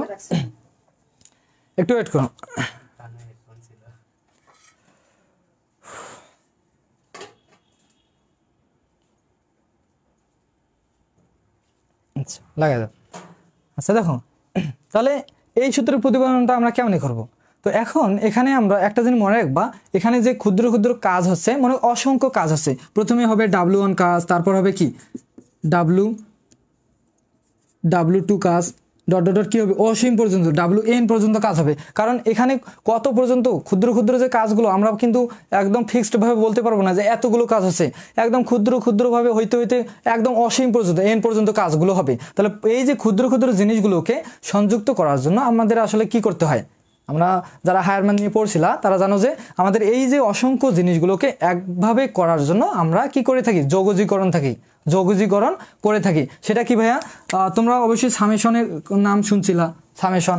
এই যে এভাবে এম থাকলে কি এটাকে কি বলা হয়, সামেশনের মাধ্যমে এই যে অসংখ্য জিনিসগুলোকে কি করি শর্টকাটে বা সংক্ষেপে আমরা জিনিসগুলো কি করি, অসংখ্য জিনিসগুলোকে এক করি সামেশনের মাধ্যমে, এটাকে বলা হয় যোগজীকরণ। তো এই যোগজীকরণ থেকে তোমাদের যোগজীকরণ থেকে বা এই সামেশন চিহ্ন থেকে তোমাদের একটা চিহ্ন তৈরি হয়, সেই চিহ্নটা কি ভাইয়া, ইন্টিগ্রেশন চিহ্ন। বলেছে ভাইয়া এই ইন্টিগ্রেশন চিহ্ন কেমনে হলো, এই সামেশন যে প্রথম ওয়ার্ডটা আছে এস, এই এসটার মাধ্যমে কি হয়, ইন্টিগ্রেশনটা কি হয়, তৈরি হয়, বুঝছো? তো এই যে অসংখ্য কাজগুলোকে করার জন্য আমাদের কি করতে হবে ভাইয়া, আমাদেরকে ইন্টিগ্রেশন করতে হবে। এই চিহ্নটার নামেই কি হচ্ছে ভাইয়া ইন্টিগ্রেশন। এগুলো হচ্ছে ক্যালকুলাসের ম্যাথ। যারা দ্বিতীয় এখন তো দ্বিতীয় সেমিস্টার নাই, তোমরা দ্বিতীয় সেমিস্টার উঠলেই বুঝতে পারবে এই জিনিসগুলোর সাথে সম্পর্কযুক্ত হবে আর কি, বুঝছো? তখন তোমাদের কাছে এই জিনিসগুলো খুবই ইজি হবে। এখন আমি আগেই বলছি যে এই জিনিসগুলো তোমাদের কাছে এখন নতুন মনে হতে পারে, নতুন হবেই তো, কারণ এগুলো তোমরা আগে করো নাই। তো এখন আমরা কি বুঝলাম যে এই যে চলমান জিনিসগুলোকে একত্রে করার জন্য, অ্যাডজাস্ট করার জন্য তাহলে আমাদের কি করতে হবে? ইন্টিগ্রেশন করতে হবে। তাহলে ইন্টিগ্রেশন তো করার কিছু শর্ত থাকতে হবে নাকি? একটা জিনিস মনে করো যে করতেছে ওরা, তো তার তো একটা শর্ত অবশ্যই আছে। ইন্টিগ্রেশন করার আগে তোমাদের মনে করো এই সূত্রটাকে তুমি কি করবা? ইন্টিগ্রেশন করতে যাচ্ছ, তাহলে এই জিনিসটাকে তুমি চাইলে ইন্টিগ্রেশন করতে পারবে না। তুমি একটা ইন্টিগ্রেশন চিহ্ন দিল, হয়ে গেল? হবে না। কিন্তু ইন্টিগ্রেশন করার একটা শর্ত আছে, সেটা কি ভাইয়া? সেটা হচ্ছে ইন্টিগ্রেশনের আগে তোমাদের ডিফারেন্সিয়েশন করতে হবে। এই যে মোট কাজটা দেখতেছো, কি কনস্ট্যান্ট একটা কাজটাকে দেখতেছো, এই কাজটাকে আগে তোমাকে ক্ষুদ্র জিনিসে রূপান্তর করতে হবে। কারণ আমরা এখানে কি দেখছিলাম? ক্ষুদ্র ক্ষুদ্র কাজগুলোকে অ্যাডজাস্ট করা, এক করার জন্য আমরা ইন্টিগ্রেশন করতে চাইছিলাম। কিন্তু এই জিনিসটা, এই সূত্রটা কি? এই সূত্রটা কি বলতো? এই সূত্রটা কি ক্ষুদ্র? এই সূত্রটা কি? এই যে কাজটা কি ক্ষুদ্র কাজ? কখনোই না ভাইয়া। এই সূত্রটাকে আমাদের ক্ষুদ্র কাজে রূপান্তর করতে হবে। এই যে কাজটা আছে, এই সূত্রটা যে আমরা জানি, এই কাজটাকে আমাদের কি করতে হবে? ক্ষুদ্র কাজে রূপান্তর করতে হবে, মানে আমাদের ডিফারেন্সিয়েশন করতে হবে। সেটা কি ভাইয়া? ডিফারেন্সিয়েশন বলতে হচ্ছে d/dx। আমরা এই জিনিসগুলো তোমরা শিখতে পারবো, আমরা এগুলো শেখাবো, তোমাদের সমস্যা নেই। যারা যদি চাও যে ভাইয়া এই জিনিসগুলো আসলে কি, তাহলে তোমরা আমাদের যে আগের যে ক্লাসগুলো আছে ফেসবুক লাইভে করছিলাম আমরা সেকেন্ড সেমিস্টারে, ওখান থেকে দেখতে পারো ক্যালকুলেশন ম্যাথগুলো, বুঝছো? তো আমাদের এই যে জিনিসটাকে ইন্টিগ্রেশন করার জন্য আমাদের আগে কি করতে হবে? ক্ষুদ্র কাজে রূপান্তর করতে হবে বা ডিফারেন্সিয়েশন করতে হবে। তাহলে ডিফারেন্সিয়েশন করে দাও। ডিফারেন্সিয়েশন করা খুবই ইজি। জাস্ট এর সামনে একটা কি দিয়ে দেবো ভাইয়া? ডি দিয়ে দেবা, বুঝছো? এর সামনে একটা ডি দিয়ে দিলেই হয়ে গেল কি? এটা ক্ষুদ্র কাজে রূপান্তর হয়ে গেল। এখন ক্ষুদ্র কাজটাকে আমাদের সহজে ইন্টিগ্রেশন করতে পারবো, বুঝছো? তাহলে এটাকে যেহেতু এইদিকে ক্ষুদ্র করে নিলা, এইদিকে একটা ডি গুণ দিয়ে দিলা, তাহলে অবশ্যই ভাইয়া তোমাকে এইদিকেও একটা ডি গুণ দিতে হবে। অবশ্যই কি এইদিকেও একটা কি করতে হবে? ডি গুণ দিয়ে দিতে হবে। ডি কিউ কি ডিভি, উভয় দিকে একটা কি করে দিলাম? ডি গুণ দিয়ে দিলাম। আচ্ছা, এখন ডি তো গুণ দিয়ে দিলা, এখন বলবো যে ভাইয়া আমরা ক্ষুদ্র কাজে রূপান্তর করলাম, এখন আমরা কি করে দিই? এখন আমরা ইন্টিগ্রেশন করে দিই। তারপরেও কিন্তু হবে না। ইন্টিগ্রেশন করার আরও একটা শর্ত আছে। সেটা কি ভাইয়া? ইন্টিগ্রেশন করার একটা শর্ত আছে, সেটা কি ভাইয়া? একটু দেখো, এখানে একটু লক্ষ্য করো। এই দুইটা জিনিসে কি, এই দুইটা জিনিসে কি বলতো? এই দুইটা জিনিসে হচ্ছে চলমান ভেরিয়েবল। দুইটা জিনিস হচ্ছে কি? চলমান। এখন একটা জিনিস মাথায় রাখবা, এই চলমান দুইটা জিনিস যদি চলমান হয়, তার সামনে কখনো ডি থাকতে পারে না। যে কোনো একটার সাথে কি থাকবে? ডি থাকবে, বুঝছো? একটাকে তুমি ক্ষুদ্র করতে পারবা। দুইটা চলমান এক জায়গায় কখনো থাকতে পারে না। এই দুইটা চলমান কেমনে বুঝলা? যে এখানে একটু চার্জ, এখানে একটু ভোল্ট দিচ্ছে, এখানে একটু চার্জ হচ্ছে, এখানে একটু ভোল্ট হচ্ছে, তার মানে একটু কাজ হচ্ছে, তার মানে আমরা বুঝতেই পারতেছি এখানে প্রত্যেকটা জিনিস কি? চলমান। সেই ক্ষেত্রে লক্ষ্য করবা যে দুইটা চলমান জিনিস এক জায়গায় কখনো থাকতে পারে না। তাহলে আমরা একটু আলাদা করে দিই। বলো যে ভাই কীভাবে আলাদা করে দিই? তাহলে তুমি একটা কাজ করো, এই যে ভিটাকে সামনে রাখো, আর ডি কিউটাকে কি করো? পরে রেখে দাও। এখন বলো যে ভাইয়া ভিটাকে কেন সামনে রাখলে? এখন বলো যে ভাইয়া ভিটাকে কেন সামনে রাখলেন? কারণ আমরা জানি এখানে একটু চার্জ হচ্ছে, একটু কি ভোল্ট হচ্ছে, একটু কি ভোল্ট বৃদ্ধি পাচ্ছে। এখানে যত চার্জ হবে তত কি হবে? ভোল্ট হবে। তার মানে আমরা বলতে পারি যে এই যে চার্জটা ভোল্টের উপর কি ডিপেন্ডেন্ট, নির্ভরশীল। সেজন্য শুধু চার্জটার সাথে কি হবে? ডিফারেন্সিয়েশন হবে। এই বাংলা কথাগুলো আমাদের নোটে লেখা আছে, তোমরা ওখান থেকে একটু পড়ে নিবা। আর প্রতিবেদনটা আমি যেভাবে করাই দিচ্ছি এভাবে করাই দিলে তোমাদের 8 মার্ক, বুঝছো? আমি একদম কনসেপ্টগুলো তোমাদের ক্লিয়ার করার ট্রাই করতেছি। আমি চাইলে তোমাদের বইয়ে যেভাবে আছে 2-3 লাইনে অ্যান্সার, ওইভাবে আমি অ্যান্সারটা করাই দিতে পারবো। তোমরা কিছুই বুঝবা না। তোমরা জাস্ট কি করবা? হুবহু যেভাবে আমি করাইছি ওভাবে মুখস্থ করে বসাই দিবা। তাহলে কি হইলো? তাহলে কিচ্ছু হইলো না। তাহলে আমি এখানে তোমাদের কষ্ট করে কেন লাইভ ক্লাস নিচ্ছি, বুঝছো? আমি চাচ্ছি তোমাদের কিছু শেখাতে। এই ক্লাসটা একবার দেখো, আর 2-3 বার দেখো, মানে ট্রাই করো যে বারবার দেখার, বুঝছো? ক্লাসটা বারবার দেখবা যে তোমাদের কাছে সবকিছু ক্লিয়ার হয়ে গেছে। আর যারা সেকেন্ড সেমিস্টারে উঠে এই প্রমাণটা করবা, তাদের কাছে খুবই ইজি মনে হবে, কারণ ওরা ক্যালকুলেট করবে, ওদের এই বেসিক ধারণাগুলো থাকবে। আর তোমাদের কাছে কোনো বেসিক ধারণা নাই। এখন আমি তোমাদের বেসিক ধারণা দিচ্ছি, প্লাস তোমাদের প্রমাণটা করাচ্ছি। এই জন্য তোমাদের কাছে একটু কঠিন লাগতে পারে, বুঝছো? কিন্তু 2-3 বার প্র্যাকটিস করলে আশা করি ক্লিয়ার হয়ে যাবে। আচ্ছা দেখো, অনেক স্টুডেন্ট ভাবে যে জিনিসগুলো শর্টকাট করে দিলে আমাদের জন্য সুবিধা, কিন্তু মানে ধৈর্য ধরতে পারে না। তোমরা এই ক্লাসটা দেখো, আশা করি তোমরা কিছু শিখতে পারবা, বুঝছো? তো যাই হোক, আমরা খুব তাড়াতাড়ি ক্লাসটা শেষ করে দেবো। আচ্ছা দেখো, তো এখন কথা হলো ভাইয়া, আপনি এবারও ইন্টিগ্রেশন করে দেন। ইন্টিগ্রেশন করে দেন। তারপরেও কিন্তু ইন্টিগ্রেশন করা যাবে না। কেন ভাইয়া? এই যে এখানেও চলমান, এখানেও কি আছে? চলমান। এখানে ভিন্ন মানের চলমান, এখানে কি ভিন্ন মানের চলমান। এইরকম থাকলে কখনোই তুমি ইন্ডিকেশন করতে পারবো না, এই শর্ততে পড়ে না, বুঝছো? তাহলে আমাদের কি করতে হবে? হয় সেম জাতীয় ভেরিয়েবল নিয়ে আসতে হবে, সেম জাতীয়। এখানে ভি আছে, এখানে হয় তোমাকে ভি নিয়ে আসতে হবে, নয় এখানে কিউ আছে, এখানে তোমাকে কি নিয়ে আসতে হবে? কিউ নিয়ে আসতে হবে, মানে একই জাতীয় নিয়ে আসতে হবে চলমান। এখানে ভিন্ন জাতীয় চলমান কি চলমানের সাথে তুমি কখনোই ইন্ডিকেশন করতে পারবে না। তাহলে এটা আমরা কিভাবে নিয়ে আসবো ভাইয়া? আর এইদিকে দেখো, এইদিকে আমরা কিন্তু ইন্ডিকেশন সহজেই করতে পারতেছি, কারণ এইদিকে শুধু একটা চলমান মান আছে। কাজ কি আছে? একটা চলমান আছে, আর এখানে দুইটা চলমান। তাহলে আমরা একই জাতীয় দুইটা চলমান নিয়ে আসবো। কেমনে? আমরা একটা ফর্মুলা জানি। কি ফর্মুলা ভাইয়া? আমরা জানি যে কিউ ইজুয়াল টু, এর আগে আমরা দেখলাম কিউ ইজুয়াল টু কি জানি আমরা ভাইয়া? সিভি। তাহলে এখান থেকে এই জিনিসটাকে যদি আমরা একটু ডিফারেন্স ক্ষুদ্র করে নেই, কারণ এই জিনিসটা পুরোটাই কি একটা কনস্ট্যান্ট ভ্যালু, বুঝছো? তাহলে এই জিনিসটাকে আমাদের যদি ইন্টিগ্রেশন বা এই সমীকরণে বসাইতে চাই, এটা 1 নম্বর সমীকরণ দিতে পারো, এখানে যদি বসাইতে চাই তাহলে এই জিনিসটাকেও আমাদের কি করতে হবে? ক্ষুদ্র করতে হবে। হ্যাঁ, ডিফারেন্সিয়েশন। ক্ষুদ্র বলতে কি? ডিফারেন্সিয়েশন। তাহলে উভয় দিকে কি করবে? উভয় দিকে তুমি ডি একটা গুণ করে দাও, তাহলে ডি সি ভি, এটা হওয়ার কথা। এই জিনিসটাকে এখানে বসানোর জন্য, যেহেতু এইটা ক্ষুদ্র কাজ, ক্ষুদ্র মান, তাহলে এই জিনিসটাকে আমাদের ক্ষুদ্র তৈরি করে নিতে হবে, বুঝছো? ক্ষুদ্র তৈরি করে নেওয়ার জন্য আমরা কি করলাম? একটা ডি গুণ করে দিলাম বা ডিফারেন্সিয়েশন করে নিলাম। আচ্ছা, এখন কথা হলো ভাইয়া, আপনি এই জায়গায় একটা কাজ করেছেন কি, যে সিটাকেও আপনি সিটার সামনে কনস্ট্যান্ট ভ্যালুটাকেও আপনি কি করছেন? ক্ষুদ্র করে নিয়েছেন। এখন তোমরা মনে রাখবা যে তোমরা একটা যদি তোমাদের হয়তো প্র্যাকটিক্যাল করাইছে, ক্যাপাসিটরের গায়ে দেখবা যে ক্যাপাসিটরের একটা কনস্ট্যান্ট ভ্যালু মান দেওয়া থাকে, নির্দিষ্ট ফিক্সডভাবে মান দেওয়া থাকে। তাহলে ওখান থেকে আমরা কি বুঝলাম? যে ক্যাপাসিটর হচ্ছে একটা কনস্ট্যান্ট ভ্যালু। তো মনে রাখবা যে কনস্ট্যান্টের সাথে কখনোই কি হয় না, ইন্টিগ্রেশন বা ডিফারেন্সিয়েশন করে লাভও নাই, হয় কিন্তু করে কি লাভ নাই। আমরা ক্ষুদ্র এই যে ডিফারেন্সিয়েশন ইন্টিগ্রেশন কাজ করব কার ক্ষেত্রে? ক্ষুদ্র ক্ষুদ্র জিনিসের ক্ষেত্রে, অসংখ্য জিনিসের ক্ষেত্রে, বুঝছো? তাহলে সেক্ষেত্রে আমরা কি করতে পারি? এই সিটাকে বাইরে নিয়ে আসবো, সিটার কোনো কাজ নাই। তাহলে ডি ভি, এই ডিটা পরে লিখবো, কারণ সিটা একটা কি কনস্ট্যান্ট ভ্যালু, এই জন্য সিটাকে বাইরে রাখবো আর ডি আর ভিটা এক জায়গায় রাখবো। তাহলে এখান থেকে তোমরা দেখো তো ডি কিউ এর ভ্যালু পাইলা না? তো এই যে ডি কিউ এর ভ্যালু কত? C D V. তো ডি কিউ এর ভ্যালু তুমি 1 নম্বর সমীকরণে বসা দাও। তাহলে আমরা যদি ডি কিউ, অতএব ডি কিউ এর মান 1 নং এ বসাই, ডি কিউ এর মান কি করি? 1 নং সমীকরণে বসাই। তাহলে 1 নম্বর সমীকরণ কি? 1 নম্বর সমীকরণ বলবো যে ভাইয়া ডি ডাব্লিউ, নিচে কি দেখা যাচ্ছে? D W is equal to কি? ভি, এই যে ডি কিউ, এই ডি কিউ এর ভ্যালু কত পেয়েছি ভাইয়া? ডি কিউ এর ভ্যালু হচ্ছে সি ডি ভি। তাহলে ডি কিউ এর ভ্যালু আমরা কি বসাইতে পারি? C D V. এটাই জাস্ট কি করলাম? ডি কিউ এর ভ্যালুটা 1 নম্বর সমীকরণে বসাই দিলাম, বুঝছো? আর ডি কিউ এর ভ্যালুটা 1 নম্বর সমীকরণে বসাই দিলাম। এখন একটা জিনিস লক্ষ্য করো, আমি কি বলছিলাম? যে হয় এখানে ভি আছে, এখানে ভি নিয়ে আসতে হবে, আর নয় এখানে কিউ আছে, এখানে কিউ নিয়ে আসতে হবে। তাহলে আমরা এই যে ফর্মুলাটা জানি, এই ফর্মুলা দিয়ে আমরা কি করলাম? দেখো তো, এখানে ভি ছিল, এখানে ভিটা নিয়ে আসলাম, বুঝছো?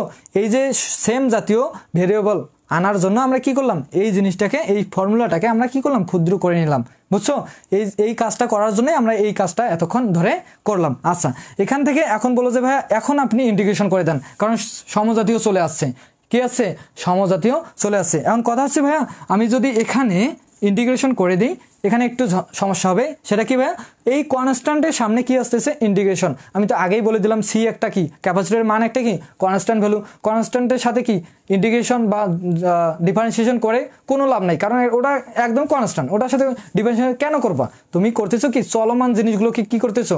তুমি অন্তরীকরণ বা কি করতেছো? ইন্টিগ্রেশন করতেছো, বুঝছো? তাহলে সেক্ষেত্রে এখন আমরা কি করবো? হ্যাঁ, সেক্ষেত্রে নিচে হয়তো দেখা যাবে না, তাহলে এখানে একটু দেখো D W is equal two, আমরা সিটাকে সামনে নিয়ে আসবো, সি ভি ডি ভি, এই কাজটা করে দেবো। এখন তুমি চাইলে সহজে ইন্টিগ্রেশন করে দিতে পারবা।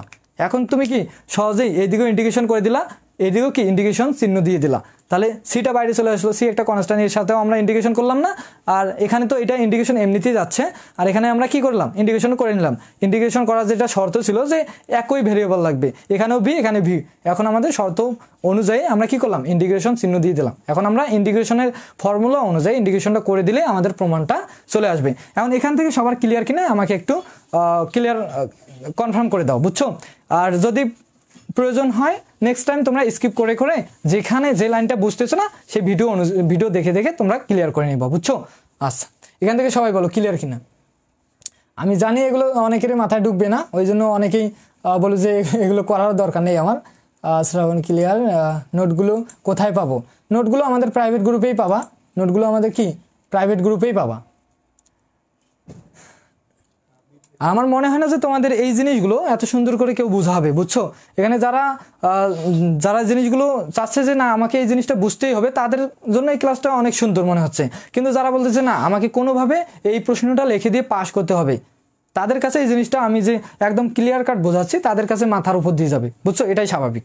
আচ্ছা, তো আমি এখন উপরে এগুলো মিশাই দিই, এগুলো আর লাগবে না, বুঝছো? এগুলো আর লাগবে না। তো নিচের লাইন থেকে আমরা অ্যান্সারটা করে ফেলবো।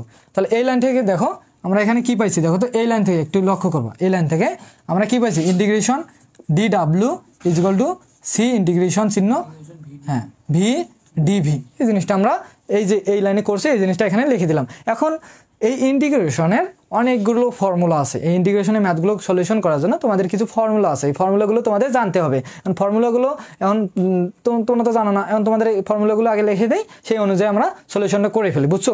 আমি বললাম যে সবগুলো জিনিসই কিন্তু তোমাদের কাছে এখন নতুন মনে হচ্ছে, কারণ এই ক্যালকুলাসের ম্যাথ তোমরা করেই নেই, তোমরা জানোই না।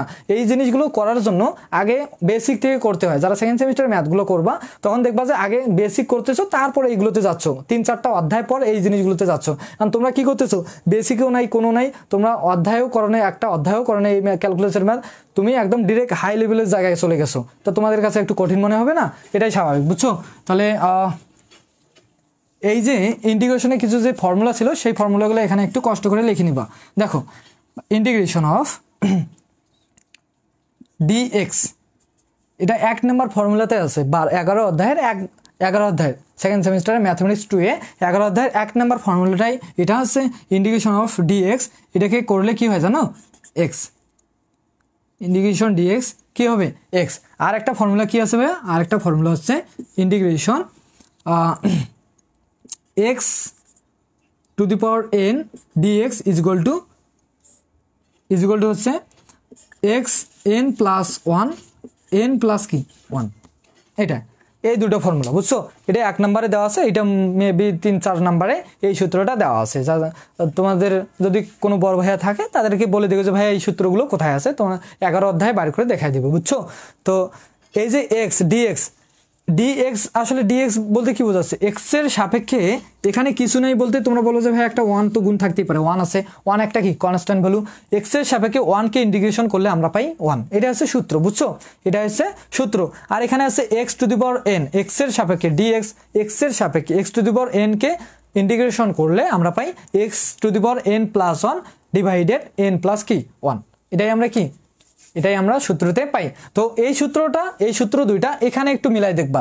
এখানে কিভাবে মিলাই দেখবা? তার আগে দেখো, আমরা কিন্তু এই যে ইন্টিগ্রেশনের এখানে কিছু লিমিট বসাইতে হবে, আমরা কিন্তু লিমিটগুলো বসাই নেই। এবং বলবো যে ভাইয়া লিমিট কি?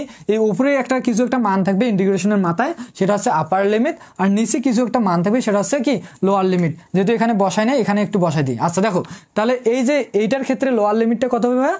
যখন তুমি ভোল্টটা দিছো, দেওয়া মাত্রই তখন কি এখানে কোনো কাজ হয়েছে?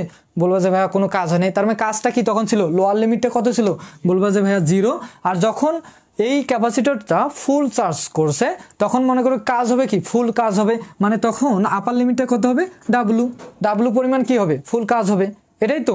আচ্ছা, এটার ক্ষেত্রে এটা, আর এইটার ক্ষেত্রে তাহলে কি এখানে যেহেতু ভি আছে, ভোল্ট আছে, তাহলে যখন তুমি ভোল্টটা দিয়েছো, শুরু করছো, তখন এখানে কি কোনো ভোল্ট বৃদ্ধি পাইছিল? তখন কি কোনো ভোল্ট গেছে? তখন বলো যে ভাইয়া লোয়ার লিমিটটা হবে 0, কারণ তখন কোনো ভোল্ট যায়ই নেই। তার মানে এখানে কি হবে? 0। আর আপার লিমিটটা কত হবে ভাইয়া? যখন ফুল চার্জ হবে তখন কি হবে? ভোল্টটাও ফুল যাবে। এখানে যদি 5 ভোল্ট দাও, এখানে 5 ভোল্টে যাবে। তাহলে এখানে কি হবে?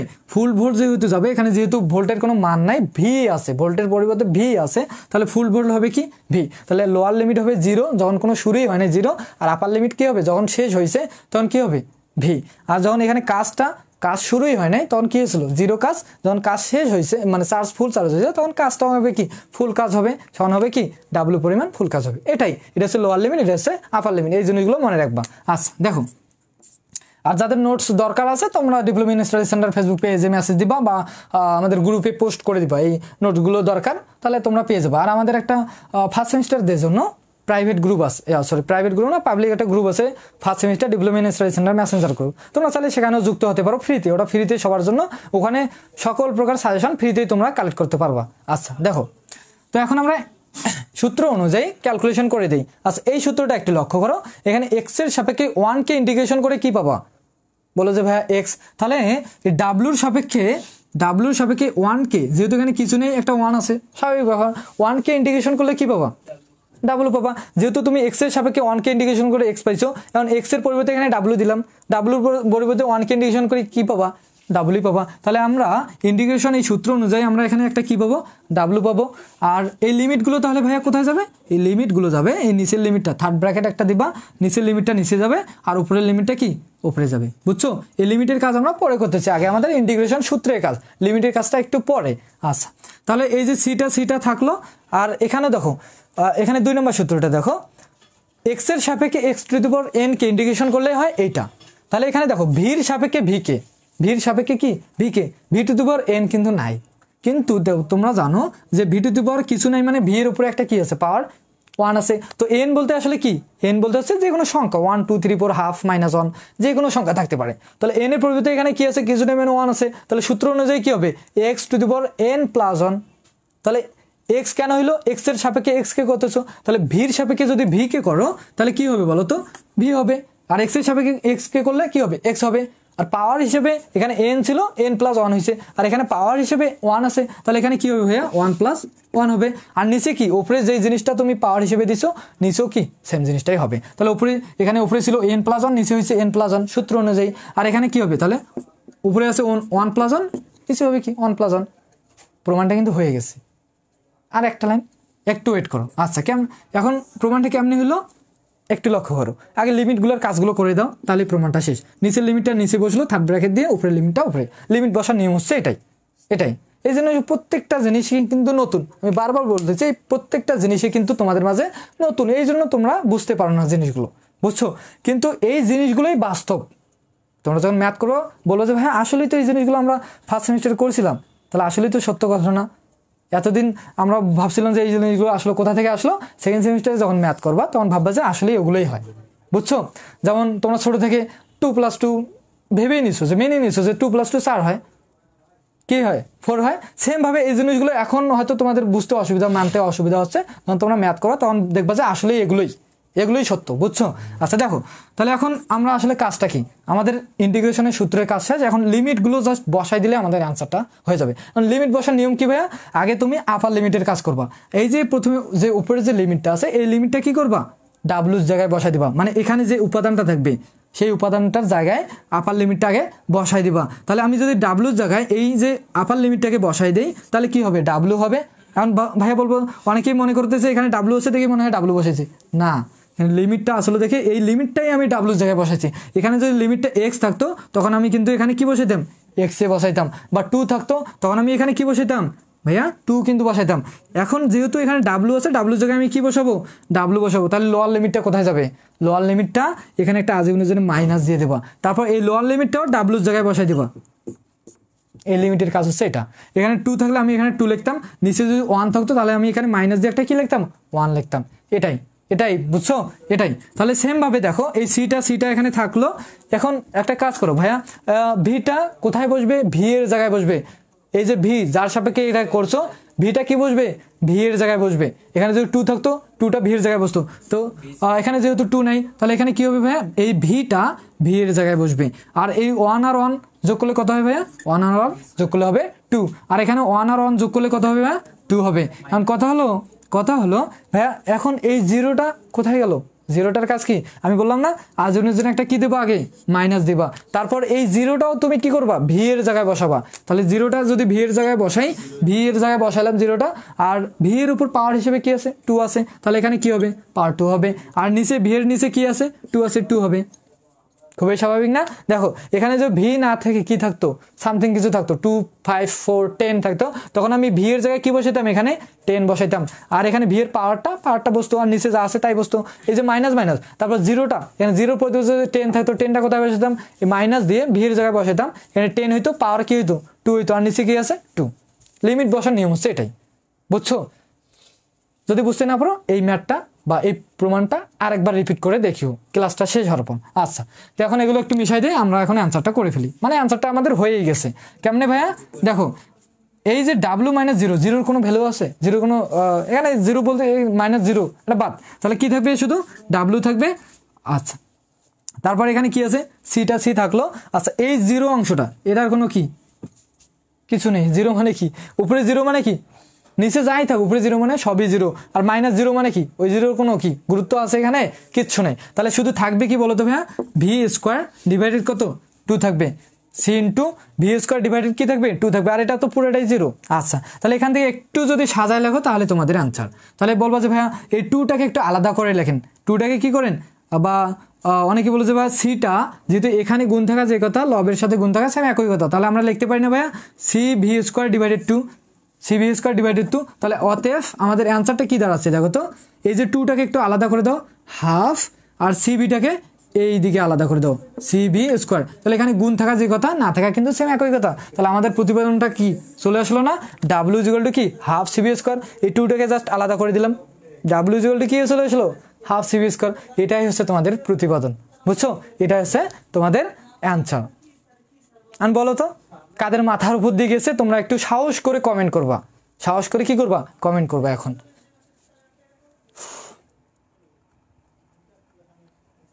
জি ভাইয়া, এই কোয়েশ্চেনটা আমার প্রবলেম ছিল, ক্লিয়ার। আচ্ছা, ভাইয়া ক্লিয়ার।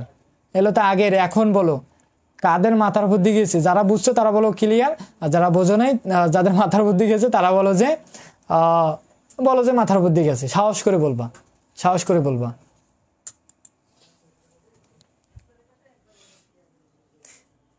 তাহলে এই জিনিসগুলো জাস্ট আমি কি করলাম? তোমাদের লাইন বাই লাইন বুঝাই দিলাম। এখন আমি কিন্তু অনেক জিনিস মিশাই দিছি আগেই, হুট করে আবার কেউ বলিও না যে ভাইয়া আর একবার বুঝাই দেন। কারণ বুঝাই দিতে গেলে আবার কিন্তু ম্যাথটা শুরু থেকে করাইতে হবে, বুঝছো? তো এখন অনেকেই বলবে যে ভাইয়া আসলে আমরা পরীক্ষার খাতায় লিখবো কিভাবে? আসলে আমরা পরীক্ষার খাতায় লিখবো কিভাবে? আপনি তো লিখে দিলেন, মিশাই দিলেন, আমরা তো ওঠায়ও নিলাম না, জাস্ট বুঝলাম। যারা স্ক্রিনশট দিয়ে নিছো, যখন আমি মিশানোর আগে যারা স্ক্রিনশট দিয়ে নিছো তারা তো লিখতে পারবো সাজায় গোছায়। আর যারা হুট করে ঢুকতেছো তারা তো এখানে মনে করছো আমি আগের কিছু লিখছি, মিশাই দিছি, তারপর লাইন বাই লাইন লিখতেছি। এখন যারা একদম শুরু থেকে দেখতেছো তারা বুঝতে পারো যে কোন লাইনের পর আমি কোন লাইন লিখতেছি, কিন্তু হুট করে দেখলে তো বুঝতে পারবো না। তাদের জন্য আমাদের হ্যান্ড নোটস আছে। যারা আমাদের কাছে অফলাইন ব্যাচে পড়ে এবং অনলাইন ব্যাচে পেড কোর্সে পড়ে তারা সবাই কিন্তু হ্যান্ড নোটসগুলো পাইছে অলরেডি, বুঝছো? আমি কিন্তু প্রাইভেট গ্রুপে দিয়ে দিয়েছি, বুঝছো? এখন অনেকে আছে নতুন, যারা যদি কেউ না পেয়ে থাকো তাহলে আমাদের diploma in study centre Facebook পেজটা আছে, সেখানে মেসেজ করবা, বুঝছো? সেখানে মেসেজ করলেই আমি চেষ্টা করব তোমাদের দেওয়ার। আর যদি কেউ গ্রুপে অ্যাড হতে চাও তা আমাদের ওখানে মেসেজ করবা, আমার সাথে কথা বললেই তোমরা পাবা। আর একটা কথা হচ্ছে যে যারা আমাদের এখানে অফলাইনে পড়ে তাদের জন্য একটা সুবিধা কি দেখো তো? তারা অফলাইনে তো পড়তেছে ভালো করে, অফলাইনে কিন্তু পড়তেছে ভালো করে। দিনাজপুরে যতগুলো স্টুডেন্ট আছে সবাই কিন্তু জানে যে আমাদের এখানে কিভাবে পড়ানো হয়। তো অফলাইনে তো পড়তেছে দেন তাদের জন্য এই যে লাইভ ক্লাসগুলো আছে, আমাদের যে পেড কোর্সটা আছে, যে হ্যান্ড নোটসগুলো আছে পেড কোর্সের জন্য, তারা কিন্তু এই জিনিসগুলো ফ্রিতে পাচ্ছে, বুঝছো? তারা দেখো কতটা সুযোগ মানে জিনিসগুলো পাচ্ছে আর কি, কতটা লাভবান হচ্ছে। আর যারা অনলাইন পেড কোর্সে আছে তাদের আমরা ডিসকাউন্ট দিয়ে তাদেরকে কোর্সগুলো সেল করছি, অনেক ডিসকাউন্ট দিয়ে। যদি কেউ এখনও ডিসকাউন্ট আছে, তোমরা চাইলে সরাসরি কথা বলে আমাদের কাছ থেকে অনলাইন কোর্সটা নিতে পারবা। তো তাদের জন্য আসলে সুবিধাগুলো কি কি? তারা এই যে অনলাইন কোর্সগুলো পাচ্ছে, হ্যান্ড নোটস পাচ্ছে, দেন সাজেশনগুলো পাচ্ছে, তারপর আবার কি পাচ্ছে? একটা টি শার্ট ফ্রিতে পাবে। যদিও এখনও কেউ পায় নাই অফলাইন ব্যাচের, আমরা হয় ঈদের আগে নয় ঈদের পরে আমরা একটা অনুষ্ঠান করব, টি শার্ট বিতরণী অনুষ্ঠান, যেখানে সবাই টি শার্ট পাবে। আমাদের কাছে যারা পড়ে, যারা অনলাইনে পড়ে সবাই একটা করে টি শার্ট পাবে, বুঝছো? একটা অনুষ্ঠান এবার কিন্তু আমরা চাইলে আমি দিতে পারতাম, কিন্তু আমি চাচ্ছি যে এবার একটু আলাদাভাবে ভিন্নভাবে টি শার্টগুলো বিতরণ করব, বুঝছো? আর আগের যারা পড়ছো তারা তো অলরেডি পাইছো, ওগুলো যারা সেকেন্ড সেমিস্টার, যারা আগের সেমিস্টারে ছিল তারা তো পাইছো, তারাও পাবা। যারা আমাদের কাছে থার্ড সেমিস্টার পড়তেছে তারাও পাবে কিন্তু, বুঝছো? সবার জন্য আমরা ঈদের পরে একটা বড়সড় বা ঈদের আগে চেষ্টা করব বড়সড়, এই যে মিড টার্ম পরীক্ষাটার জন্য আমরা করতেছি না, বুঝছো? বড়সড় করে একটা অনুষ্ঠান করে সবাই পাবে, বুঝছো? এগুলোই আমাদের কাছে এখানে ফ্যাসিলিটিস। আচ্ছা, যাই হোক, লিমিটগুলো কিভাবে বসাবো আরেকবার বুঝাই দেন। লিমিটগুলো কিভাবে বসাবা? এই যে এই যে নিচের লিমিটটা নিচে থাকবে, আগে তো তুমি সূত্র করছো, নিচের লিমিট নিচে থাকবে আর উপরের লিমিট কি থাকবে, উপরে থাকবে। আর এই লিমিটটা ডাব্লুর জায়গায় বসবে, আর নিচের লিমিটটা কি মাইনাস দিয়ে ডাব্লুর জায়গায় বসবে। দেন এই যে নিচের দেখো উপরের লিমিটটা কি আগে কি, এই যে এখানে নিচের লিমিট নিচে ছিল, উপরের লিমিট উপরে, উপরের লিমিটটা কি আগে ডাব্লুর জায়গায় বসবে, তারপর কি নিচে যা ছিল তাই হবে, আর উপরে পাওয়ার হিসেবে যা ছিল তাই হবে। তারপর মাইনাস দিয়ে নিচের লিমিটটা ডাব্লুর জায়গায় বসাবা, ডাব্লুর জায়গায় বসাইলা, আর ডাব্লুর উপরে সরি এখানে ভির জায়গায় বসাইলা, ভির উপরে পাওয়ার 2 ছিল, পাওয়ার 2টাকে বসাই দিলা, আর নিচে একটা 2 ছিল, 2টাকে বসাই দিলা, তারপর ক্যালকুলেশন করলে অ্যান্সার হয়ে গেল। আশা করি বুঝছো। তো আজকের ক্লাসটা মূলত এখানেই শেষ। আজকে আমাদের যে ইম্পর্টেন্ট বিষয়গুলো নিয়ে আলোচনা করার কথা ছিল সেই বিষয়গুলো নিয়ে আমরা আলোচনা করলাম। আশা করি সবার মাঝে ক্লিয়ার। আর যদি কারো কনফিউশন থেকে থাকে তাহলে আবার রিপিট করে ভিডিওটা বা ক্লাসটা আবার রিপিট করে দেখবা, দেখারও সুযোগ আছে, সমস্যা নেই। আর নেক্সট ক্লাসে আমরা 4র্থ অধ্যায়, 5ম অধ্যায়, 6ষ্ঠ অধ্যায় এই বিষয়গুলো নিয়ে আলোচনা করব। আমাদের এর আগের ক্লাসে 1-2 অধ্যায় কিন্তু ক্লিয়ার করে দেওয়া আছে, কিন্তু এই 2 অধ্যায় 3 অধ্যায়ের ম্যাথ যে ম্যাথগুলো তোমাদের আসে সেই ম্যাথগুলো আমি সাজেশনে দিয়ে দিয়েছি, সুপার সাজেশনে, কিন্তু ম্যাথগুলো করানো হয় নাই। তোমাদের আজকে ক্লাসটা অনেক টাইম হয়ে গেল, এই জন্য আমি ম্যাথগুলো করাচ্ছি না। নেক্সট ক্লাসে যদি তোমাদের রেসপন্স বেশি হয় তাহলে আমি তোমাদের ফ্রিতে এই ম্যাথগুলো করাই দেবো। আর 4র্থ 5ম অধ্যায় এই প্রমাণগুলো আমি তোমাদের করাই দেবো, বুঝছো। আর যারা অনলাইন পেড কোর্সে আছো তোমরা চিন্তা করে না, আমাদের পেড কোর্স যে প্রাইভেট গ্রুপ আছে সেখানে আমরা সিরিয়াল সব ম্যাথগুলো সব জিনিস আমরা করে ফেলবো, বুঝছো। তো সবাই ভালো থাকবো, আজকে এখানে, আল্লাহ হাফিজ।